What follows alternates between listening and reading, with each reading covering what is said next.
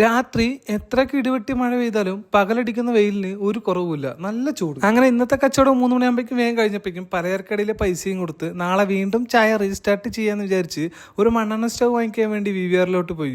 പക്ഷെ ഈ സാധനം ഇപ്പൊ കിട്ടാനില്ല. ഇതിന് എപ്പോൾ വരുമെന്ന് ചോദിച്ചപ്പോൾ അതും അവർക്കറിയില്ല. പോകുന്ന വഴിക്ക് എന്റെ ചായക്കട അനാഥകളെ പോലെ അടഞ്ഞു കിടക്കുന്നു.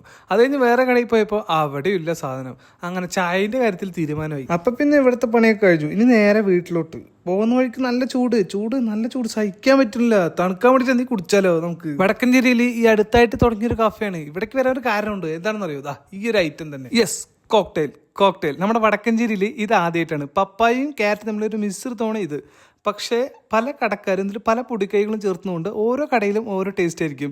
എന്തെങ്കിലും ഇവരുടെ അടിപൊളിയായിട്ടുണ്ട്. ക്ലാസിക് ആൻഡ് ക്രിസ്പി 2 ഐറ്റം ഉണ്ട്. ഇതിൽ ഏറ്റവും അടിപൊളി ക്ലാസിക് ആണ്. അപ്പോൾ ഇത് കഴിക്കണമെങ്കിൽ വടക്കഞ്ചേരി റോയൽ ജംഗ്ഷനിലുള്ള വിന്റേജ് ഹോമിലോട്ട് വന്നാൽ മതി. പോകുന്ന വഴിക്കാണെങ്കിൽ ഇന്ന് എല്ലാ വഴിയോര കച്ചവടക്കാരും അടച്ചിരിക്കുന്നു. മഴ പെയ്തതിന്റെ ക്ഷീണമാണെന്ന് അറിയില്ല. കരിമ്പിൻ ജ്യൂസുകാരന്റെ പൊടി പോലും കാണാനില്ല. അങ്ങനെ എല്ലാവർക്കും സന്തോഷമുള്ള വേറൊരു വാർത്ത. കണ്ണമ്പ്ര വേലയ്ക്ക് വെടിക്കെട്ടുണ്ട്. വീണ്ടും വീട്ടിലോട്ട് പോയിക്കൊണ്ടിരിക്കുമ്പോൾ റോട്ടിലൊരു മാമ്പഴം അതെടുക്കാന്ന് പറഞ്ഞിരിക്കും. ബാക്കിലാന്നവരെടുത്ത് അതെനിക്ക് തന്നു. അയ്യോ, നല്ല സ്നേഹമുള്ളവർ കേട്ടോ, ഐ ലവ് യു.